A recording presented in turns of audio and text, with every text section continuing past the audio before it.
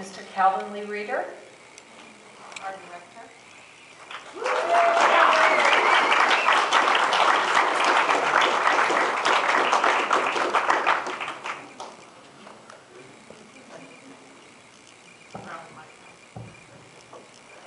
Hey, thanks for sticking out. I got a bunch of people here, and also Nicholas McCarthy, who made the path, is here, and Sam as well. Want to come on down?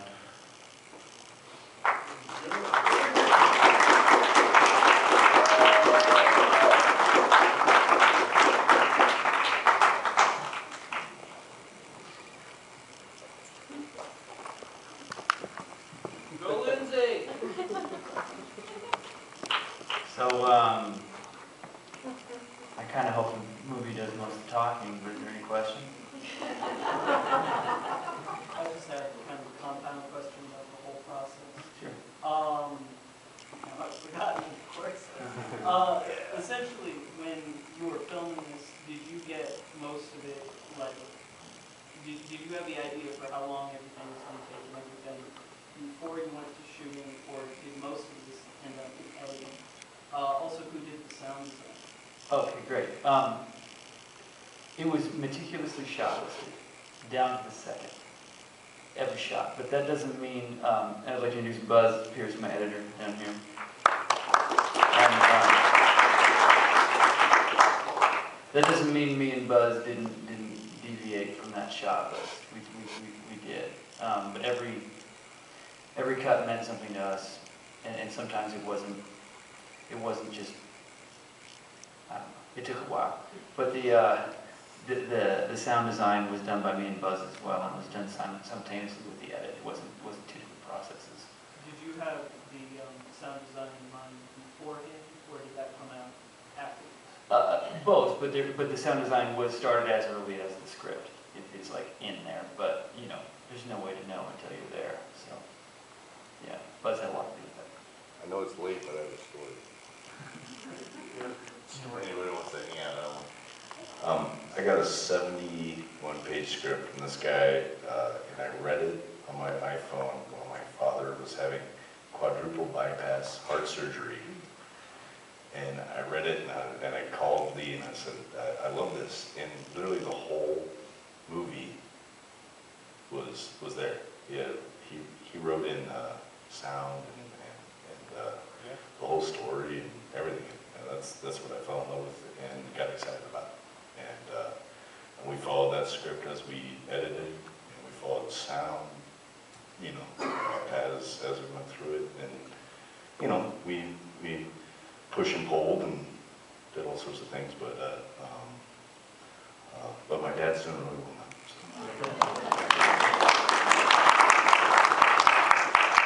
Anybody else? Way back there. Sure. I was wondering if you could talk about maybe like your influence for the film. You know, for the film itself, it was definitely influenced by, you know, dreams and stuff that happened and stuff that just kind of, I thought would help us on this sort of subconscious journey to the unknown. But artistically, my influences range from like, you know, Nicholas Roeg to Joe Orlowski, Andre Zawalski, Andre Tarkovsky, and a lot of music. You know, Terry Allen, I love country music. Storytellers. Oh, hey guys. We're see you back there. Okay, so did you have an open casting call for, or are these all your friends that were in the show? Good question. It's a little bit of both. The older women were all cast out of Seattle when I was in California, but they were casted and sent to me on a flip phone, and I pretty much cast every one of them I saw. They were great.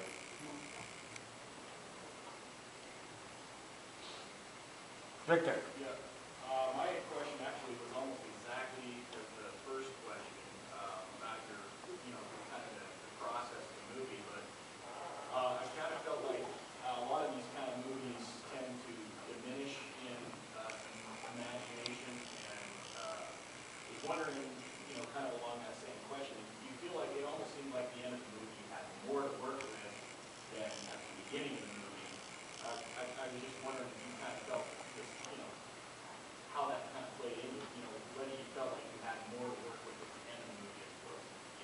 Well, I'm glad you think of it that way. Yeah, that was, we definitely wanted to build up to something to where when her sort of quest ends from the world that we can see and enters the world that we cannot see, to let your imagination run wild with enough material to go through there. So that was conscious.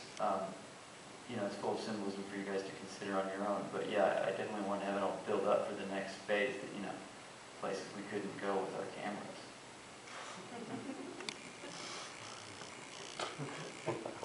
Does that sound retarded? Oh, good.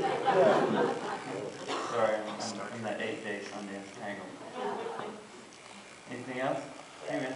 Yeah, I noticed it wasn't shot in Oregon, but what's your connection to Oregon and your relationship? I'm from there, and I actually have some Oregon family with me. I'm an original Oregonian, but I was mostly raised in Washington. Sorry if that bums anybody out, but Oregon is my home state, and I've had a very strong connection there my whole life. Go Lakers. I got a question. So did you find these places to film yourself, or did you know some of these people? I mean, like the locations, the houses, you know, the sets. I mean, how did you come up with this? Because a lot of it was really unique in the design. I mean, how did you come up with it? It was a combination of all things you just said. The green room was a familiar place in my mother's basement. But a lot of the woods and stuff, you know, we did a different vacation up in Washington. We did a scout in the foothills where we saw those trees, and then out in the desert, the place where your sister and I go all the time. And some of the places we knew, some of the places we relied on some location scouts. That's very good. Thanks, man. This is Lindsay's family back there, by the way.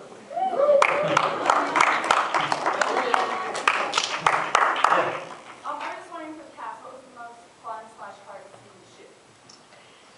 Well, it was all challenging because we were, you know, when we were shooting up in Washington, we were shooting in freezing rain temperatures, and you know, the natural elements really kind of dictated a lot of, you know, my emotional sense and where I had to go emotionally. It really allowed me to get to a dark place because it was, you know, so it was a real rough shoot. So I think that really, in hindsight, I'm really glad that that was the way we shot it, because it was really, it added to the whole process. I think that, you know, watching it, one of my favorite parts is at the very end when my head starts bubbling and exploding. It's the most surreal thing I've ever seen, because seeing myself in that state is really, really disturbing, but also hysterically funny at the same time. So I guess that's probably my favorite part of the, you know, the film. But yeah, did that answer your question? Do you have anything to say about that actor, Roger? Well, I'd say about Lindsay, though, all those scenes in the, you know, where the car is and everything, that girl she had the flu, she was sick, she never bitched, moaned, complained once. She was just sick as a dog. She could only drink ginger ale while we're eating bricks of tamales that were ice cold for lunch. But she was, I mean, she troopered through. The Hollywood scene with the, we shot in the studio, was the makeup effects. The only time she visibly, the whole time we shot, the only time she got kind of pissed because it was hurting her. My influence personally, though, is I actually make omelets and I pee black every day, so that's really a big deal. Gotta wear a couple hats. Yeah. So when did you guys film this, and when did you submit it to Sundance, to the festival? Oh, cool. So yeah, we shot it. We shot 6 days in November, and then 4 days in December. 6 in Washington, 4 in California, and that was in December. And we wrapped the edit in September. December 10th? Oh, edit. We wrapped the edit in September 10th. When do they go hiking?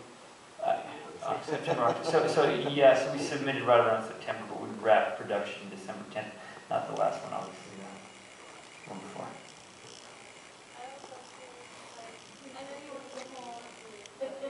Not me. I got a long way to go. Oh yeah, keep it coming, guys. Keep it coming. Unless you got some beer. It's kind of a heavy question, but I found myself going all of this emotionally.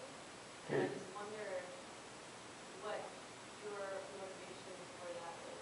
Not, I don't know, like I just, like why, what is your motivation for it? I'm glad you asked that, Les. I think that there's like a lot of art and horror films that don't attempt to transcend, and they just do the same old thing over and over again for money or to be pretentious or to be accepted. And we just wanted to do something that might actually be scary or might actually be new. And if you felt interesting emotions, that's really good news for us. That's the best. That's better than saying you liked it or hated it, you know. That's what we were going for, a new feeling. Because, you know, why do we keep doing the same damn thing over and over again, you know, and that's kind of the old approach to this thing. And I think that's why Buzz did so much and everybody involved. One more question. Please go one more. Right here. What's next on the horizon for you? What's coming up next? Well, we've been in development on a feature for a couple of years. Short film we played this very room in 2008 called The Rambler. And I think it'll be pretty good if we can actually get it going. But this film was made out of frustration from it not getting going. It's a little more narrative, but still very psychedelic. I hope that could happen, but if not, you can look forward to more of this. Hey, thank you guys for all Thank you so sticking much. around. Thank you.